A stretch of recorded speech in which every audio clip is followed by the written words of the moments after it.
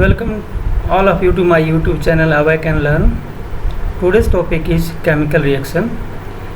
So in this we discuss about the chemical reaction and their type. Let's start.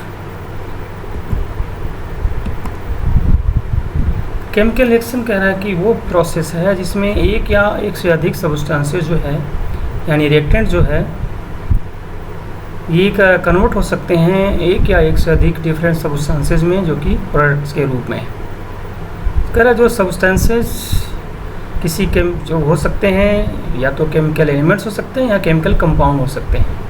Chemical reaction कह रहा है कि एक तरह से एक रीअरेंजमेंट है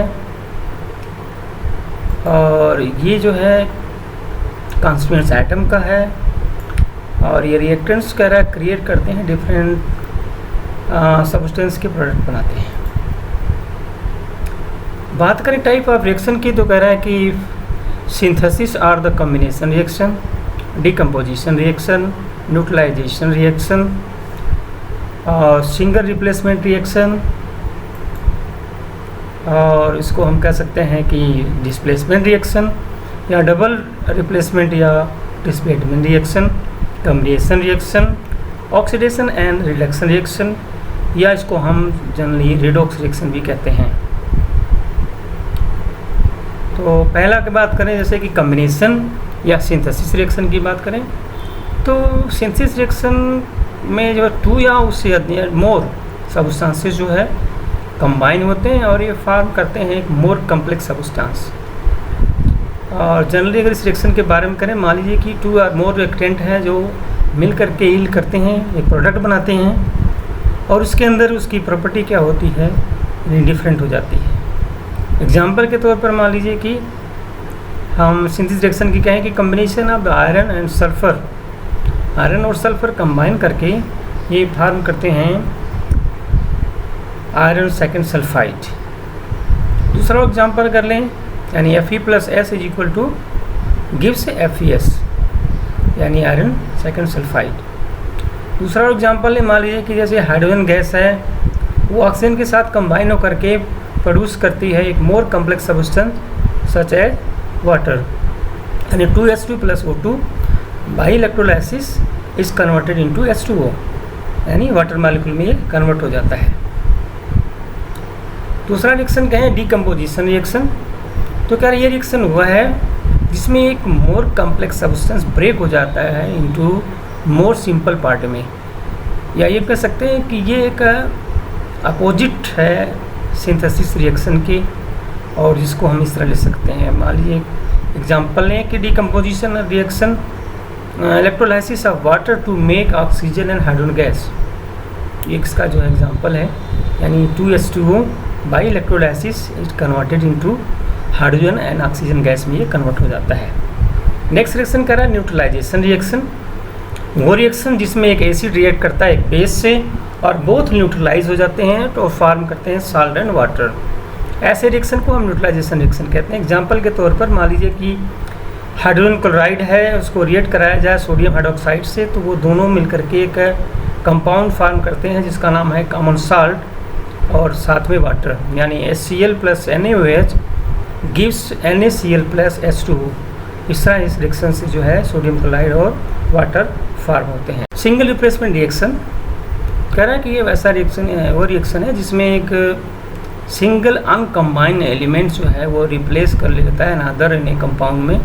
दूसरे शब्दों में कह सकते हैं कि एक एलिमेंट ट्रेड्यूस places with another element in a compound. So this reaction come in the as general form. मान लीजिए कि एग्जाम्पल लेते हैं इसका कि डिस्प्लेसमेंट रिएक्शन इन कह रहा है in when the magnesium replaces hydrogen in water to make a magnesium hydroxide and hydrogen gas यानी Mg+2H2O gives MgOH whole twice plus H2। तो यहाँ पर क्या किया कि हाइड्रोजन यानी मैग्नीशियम ने क्या किया कि हाइड्रोजन को यहाँ पर डिस्प्लेस कर दिया और उसकी रिप्लेस ले लिया और बना दिया मैग्नीशियम हाइड्रोक्साइड और H2 को यहाँ से रिलीज़ कर दिया। सेकंड बात करें डबल डिस्प्लेसमेंट या डबल रिप्लेसमेंट रिएक्शन तो इन डबल रिप्लेसमेंट रिएक्शन के अंदर एक एनायन और एक कैटायन होता है of two compounds which replace and form the two entirely different compounds. इस रिएक्शन को अगर हम समझना चाहें तो एक बेरियम क्लोराइड मान लीजिए हम ले लें, और उसका रिएक्शन जो है मैग्नीशियम सल्फेट से अगर हम कराते हैं तो यहाँ पर जो सल्फेट आयन है वो रिप्लेसेस कर देता है क्लोरीन आयन को और उसको चेंज कर देता है बेरियम सल्फेट और मैग्नीशियम क्लोराइड में। यानी कहने का मतलब ये है कि ये सल्फेट आयन क्लोरीन आयन की जगह पे और क्लोरीन आयन जो है सल्फेट आयन में चला जाता है। तो इस रिएक्शन को हम कह सकते हैं कि ये डबल रिप्लेसमेंट रिएक्शन है। यानी जैसे barium chloride plus MgSO4 gives BaSO4 plus MgCl2। दूसरा एग्जांपल कह रहा है कि लेड नाइट्रेट है और पोटेशियम आयोडाइड है। यहाँ पर नाइट्रेट जो है आयोडीन की जगह पे और आयोडीन जो है नाइट्रेट जगह पर पा जाती है। इस तरह लेड आयोडाइड और पोटेशियम नाइट्रेट बन जाता है। ये रिएक्शन जो है एग्जांपल हैं डबल डिस्प्लेसमेंट रिएक्शन के या डबल रिप्लेसमेंट रिएक्शन के एग्जांपल है। नेक्स्ट रिएक्शन कह रहा है कंबसन रिएक्शन। यानी कह रहा है कि ये कंबसन रिएक्शन वो है जिसमें एक एलिमेंट जो है या कंपाउंड जो है with the help of oxygen और साथ ही साथ कह रहा है कि ये एनर्जी भी प्रोड्यूस करता है in the form of heat और लाइट के। सो कंबसन रिएक्शन ऑलवेज इन्वॉल्व में ऑक्सीजन होता है। यानी कह रहा है कंबसन रिएक्शन में ऑक्सीजन का इन्वॉल्वमेंट ज़रूरी है, but also frequently involve A hydrocarbon. लेकिन इसमें कह रहा है कि हाइड्रोकार्बन भी इनमें इन्वॉल्व होता है।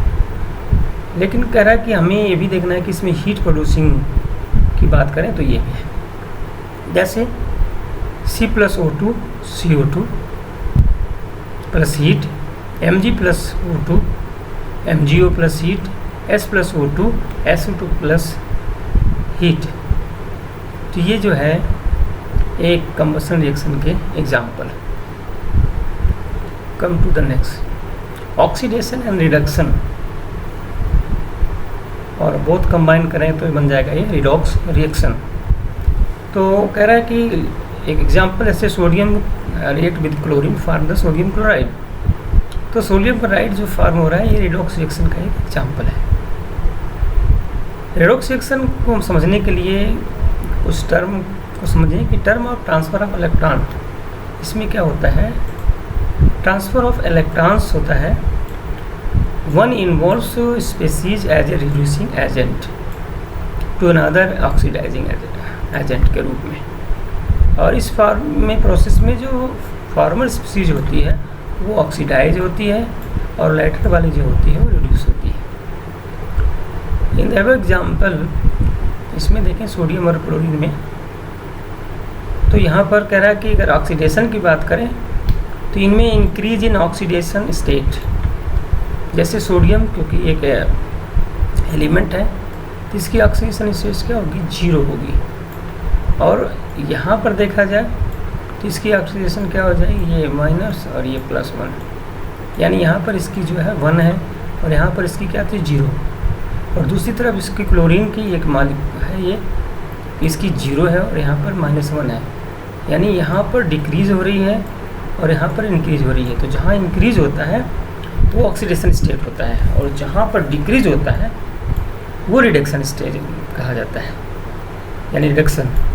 तो ये डिक्रीज इन ऑक्सीडेशन स्टेट, इनकी ऑक्सीडेशन डिक्रीज होगा रिडक्शन में। तो इन प्रैक्टिस करें transfer of electron will always change the oxidation state. जब इलेक्ट्रॉन ट्रांसफर होंगे तो ऑक्सीडेशन स्टेट से क्या होगी, चेंज होगी। So there are the many reaction that are classed as the redox event through the no electron transfer occurs such as involving in the covalent bond में ऐसा होता है। तो मान लीजिए कि नीचे यहाँ जिस रिएक्शन भी हम पढ़ रहे थे तो रिडॉक्स रिएक्शन जो है hydroxide sodium metal react with toxic chlorine gas to form the ionic compound sodium chloride या कॉमन साल्ट, टेबल साल्ट बोलते हैं इसको। तो यहाँ पर कह रहा है कि sodium react with chlorine form sodium chloride. दूसरे शब्दों में कहें कि सोडियम क्या कर रहा है, 1 इलेक्ट्रॉन जो है लॉस्ट कर रहा है and said have to be oxidise. यहाँ इलेक्ट्रॉन लॉस हो रहा है, यहाँ वहाँ हम देख रहे थे ऑक्सीडेशन के फॉर्म में, यहाँ हम देख रहे हैं इलेक्ट्रॉन की। तो ये एक इलेक्ट्रॉन जो है लूज करके ये बनाएगा सोडियम आयन, ये क्या बनेगा? Sodium ion. और दूसरी तरफ देखें अदरवर्ड क्लोरीन गैस जो है goes in oxidation of zero से and it's also a pure element and to go on the minus, ये +1 में और ये माइनस में। So the chlorine gain 1 electron, chlorine एक इलेक्ट्रॉन गेन कर रही है और सोडियम इलेक्ट्रॉन जो है एक कह रहा है कि लॉस कर रहा है। So this has been reduce. So because of the chlorine is a one reduce and considered as the electron acceptor. In other words, the induces oxidation in the sodium. So thus the chlorine gas is considered as the oxidizing agent. और sodium क्या होगा एक, क्योंकि oxidise हो रहा है इसलिए एक इलेक्ट्रॉन डोनर है और thus the induced reduction other species and considered as the reducing agent के रूप में आपका काम कर रहा है। Yes, so which is the involve reactants will be reducing और oxidizing agents can be predicted from the electronegativity of the elements. Element which low electronegativity, जो एलिमेंट की इलेक्ट्रोनेगेटिविटी बहुत लो होती है सच है मेटल की, ईजिली क्या करता है इलेक्ट्रॉन डोनेट करता है और ऑक्सीडाइज हो सकता है और साथ साथ वो एक रिड्यूसिंग एजेंट्स भी होगा। इसके ठीक अपोजिट अगर बात करें, many ions such as the high oxidation number जिनके होते हैं, जैसे H2O2 है, MnO4 है, CrO3 है, Cr2O7 है, can gain 1 or 2 extra electron and they are the strong oxidizing agent. So the number of electrons denoted or accepted in a redox reaction can be predicted from the electron configuration of the reactant elements. So element try to reach the lower energy noble gas configuration, and therefore alkali metals and halogens will be donate or accept 1 electron respectively. So noble gases themselves are chemically inactive. तो noble gases जो होती हैं inactive होती हैं।